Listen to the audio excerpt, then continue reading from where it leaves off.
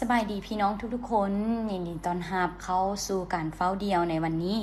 หัวข้อที่ว่าข้าพเจ้าจะมานุ่นใจพี่น้องในวันนี้แมนการเสด็จมาของพระวิญญาณบริสุทธิ์เจ้าซึ่งพระคำที่พวกเราจะได้เรียนรู้นำกันเนาะในวันนี้แมนอยู่กิจการบทที่2ข้อที่1ข้อที่13ให้เฮาร่วมใจกันอธิษฐานก่อนพระบิดาเจ้าขอบคุณสำหรับวันนี้ที่ทรงประทานให้ขอบคุณสำหรับพระคำของพระเจ้าที่สดใหม่เสมอพระบิดาเจ้าขอให้วันนี้ที่พวกเราจะได้เรียนรู้พระคำของพระเจ้าเปิดเผยพระบิดาเจ้าข้อความที่พระองค์นั้นทรงอยากโอ้ลมพวกเราผ่านทางข้อความในวันนี้และการทรงนำของพระวิญญาณบริสุทธิ์ในวันนี้ด้วยขอบคุณพระบิดาเจ้าลูกอธิษฐานมอบวางไว้กับพระองค์ในพระนามของพระเยซูคริสต์เจ้าซึ่งพระคำกิจการนี้เนาะพี่น้องแมนเว้าเรื่องของการที่เป็นจดหมายของท่านโมลูกาเนาะที่ว่าเพิ่นเขียนเกี่ยวกับกิจการเนาะต่างๆของบรรดาผู้ติดตามพระเยซูในสมัยทำอิฐเนาะโดยการนำพาของพระวิญญาณบริสุทธิ์เจ้าซึ่งว่าพระวิญญาณบริสุทธิ์เจ้านั้นเฮ็ดให้ข่าวประเสริฐเนาะเฮ็ดให้ผู้ที่ประกาศข่าวประเสริฐนั้นได้แพร่ขยายออกไปเนาะแล้วก็เฮ็ดให้ข่าวประเสริฐนั้นแพร่ออกไปอย่างกว้างขวางถ้าพี่น้องอันยังจื้อเนาะอันนะอยู่ในบทที่1เนาะก็คือแม่นว่าใน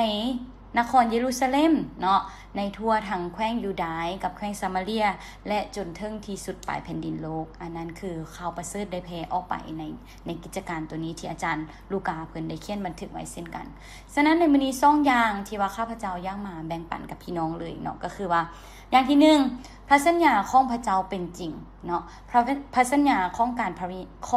ของประทานเนาะพระวิญญาณบริสุทธิ์ที่ว่าพระเจ้านั้นทรงได้จะประทานให้กับเฮาที่พระเยซูคริสต์เนาะได้กล่าวไว้อยู่ในบทที่1ข้อที่8เนาะแต่เจ้าทั้งหลายจะได้รับพระราชทานฤทธิเดช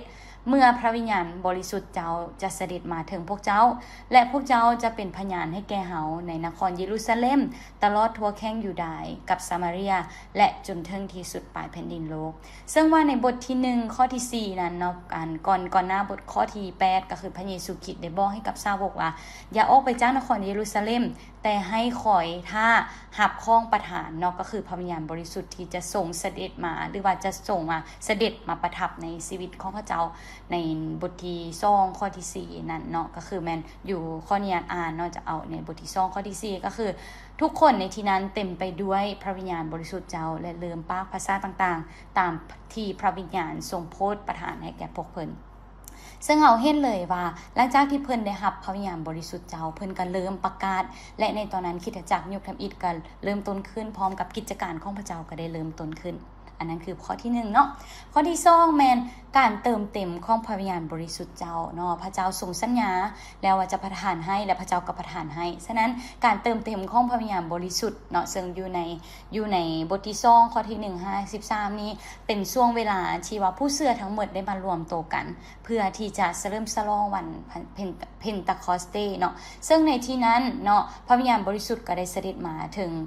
พี่น้องทุกๆคนเนาะหรือว่าพวกสาวกทุกคนที่ว่าเฝ้ารอคอยเนาะของประธานนั้นอยู่ในบทที่2ข้อที่2ข้อที่4เนาะข้าพเจ้าข้ออ่านเนาะเจ้ากิจการบทที่2เนาะได้กล่าวไว้ว่าในทันใดนั้นก็เกิดมีเสียงดังมาจากฟ้า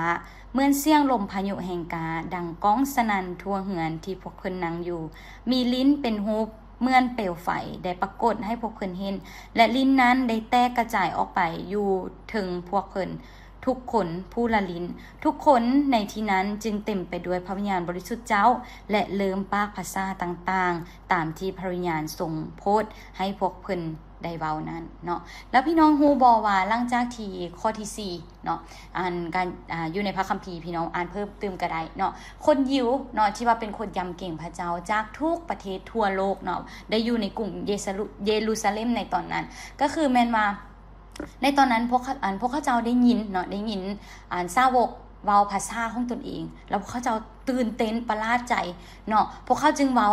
นำกันว่าอยู่ในข้อที่7เนาะว่าคนที่เว้าอยู่นี่เนาะเป็นชาวคาลิเลทั้งหมดบ่แม่นบ่แต่เฮ็ดได้เนาะพวกเขาทุกคนจึงได้ยินพวกเขาเว้าภาษาบ้านเกิดเมืองนอนของพวกเขาซึ่งว่าข้าพเจ้าอาจจะบ่มีเวลามาไล่ให้พี่น้องฟังเนาะแต่ทั้งหมดที่ข้าพเจ้านับได้อยู่ในข้อที่9ข้อที่11มีทั้งหมดอยู่15ภาษาซึ่งว่าพี่น้องสามารถไปนับตืมเนาะว่ามีภาษาได้แน่ซึ่งเป็นภาษาที่ว่า ป ปลกๆเนาะที่ว่าณตอนนั้นที่สาวกจะสามารถที่จะเว้าได้เนื่องจากว่าเขาเจ้าคือเฮาได้ฟังเมื่อกี้เนาะเขาเจ้าเป็นคนคาลิเลบ่แม่นบ่เนาะถ้าว่าเฮาจะเว้าภาษาบ้านๆเฮาแต่เป็นหยังเขาเจ้าจึงเว้าภาษาท้องถิ่นเนาะของผู้คนที่ว่าอยู่ณที่นั้นได้ตั้งว่า15ภาษาเนาะหรือว่าอาจจะหลายกว่านั้นถ้าว่าข้าพเจ้านับผิดเนาะแต่สิ่งที่ว่าข้าพเจ้าได้รับการแบบตึกอีกบ้านหนึ่งเนาะก็คือมันที่อันคนยิวเนาะที่พวกเขาเจ้าได้ยินได้ฟังนั้นเว้าตื่นว่าแต่พวกเขาได้ต่างก็ได้ยินพวกเขาเว้าภาษาของพวกเขาเองถึงภารกิจอันยิ่งใหญ่ที่พระเจ้าได้กระทำซึ่งว่าเป็นการเว้าภาษาแปลกๆที่ว่า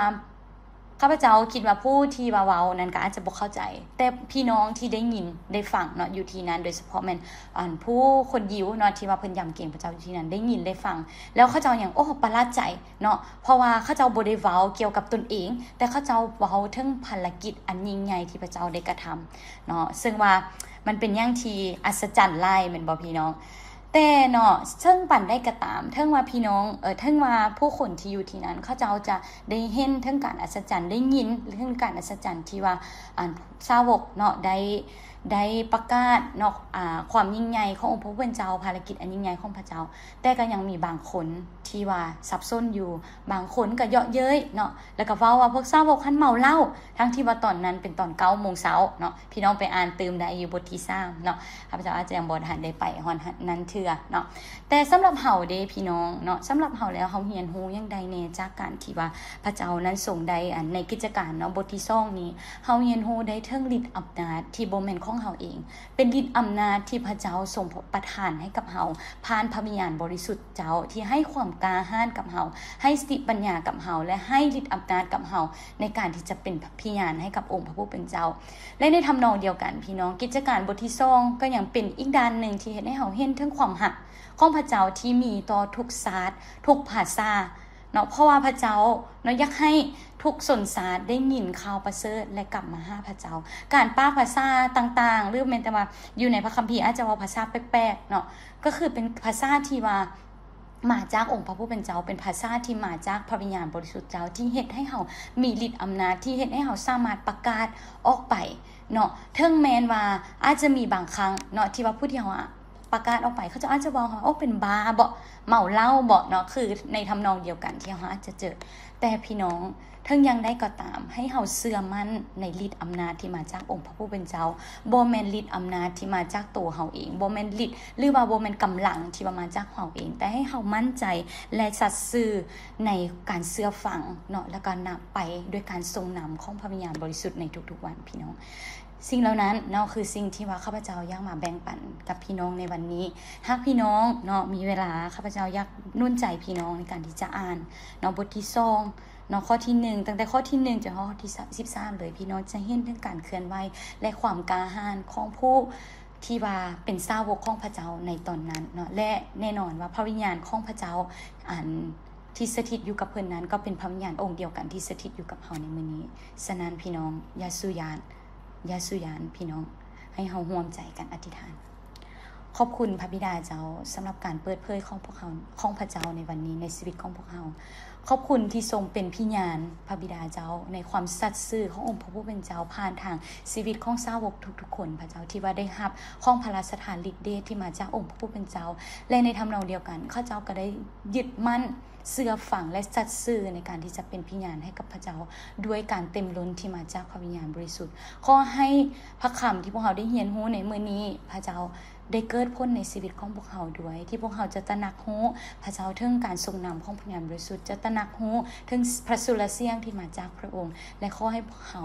ได้อย่าลืมที่จะนิ่งสงบและรับรู้เถิดว่าพระเจ้าทรงเป็นองค์พระผู้เป็นเจ้าโอ้ลมกับพี่น้องทุกๆคนและอวยพรพี่น้องทุกๆคนด้วยพระบิดาเจ้าหากพี่น้องคนใดที่ขาดกำลังหากพี่น้องคนใดที่ขาดสติปัญญาขอให้ข้าเจ้าทูลขอกับองค์พระผู้เป็นเจ้าและขอให้พระเจ้านั้นทรงประทานกำลังและความเข้าใจของข้าเจ้าต่อกับผู้ที่ต้องการแสวงหาพระบิดาเจ้าองค์พระผู้เป็นเจ้าหลายขึ้นโปรดทรงเปิดเผยให้กับข้าเจ้าได้รู้จักความยิ่งใหญ่ของพระองค์ได้รู้จักฤทธิ์อำนาจของพระองค์ได้รู้จักฤทธิ์อำนาจของพระวิญญาณบริสุทธิ์เจ้าด้วยลูกอธิษฐานและขอบคุณพระองค์ในพระนามของพระเยซูคริสต์เจ้าอาเมนขอบใจพี่น้องบ๊ายบายแล้วพบกันใหม่